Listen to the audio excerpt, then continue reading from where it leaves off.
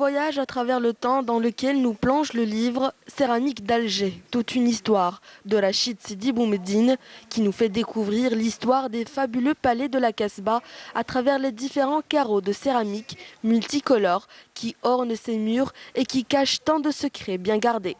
C'est au XVIIIe et XIXe siècle que nous emmène l'auteur. Le fait que ces carreaux importés d'Europe, soit d'Espagne, soit d'Italie, soit de Tunisie, et ainsi de suite, contribue à donner aux maisons de la Casbah une personnalité rare et même particulière.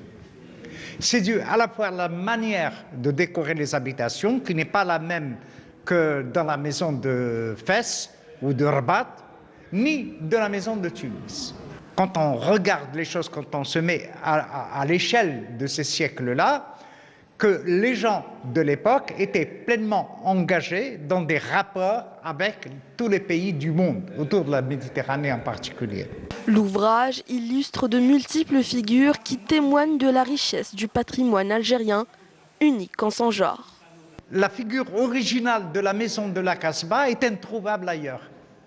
Vous ne trouverez ni ces carreaux d'Europe, ni ce qu'ils ont réussi à faire de nos palais, de nos maisons. D'accord ? Cela veut dire que le patrimoine est un produit vivant, si on veut bien le regarder comme ça. Alger, à l'époque, a été un phare de la Méditerranée, a été l'une des plus grandes métropoles de la Méditerranée.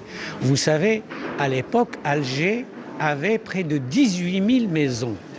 Et ces maisons étaient décorées, bien sûr, quand il s'agissait de palais, quand il s'agissait d'édifices publics comme les mosquées, etc., vous avez une variété de céramique qui est extraordinaire et qui montrait la richesse des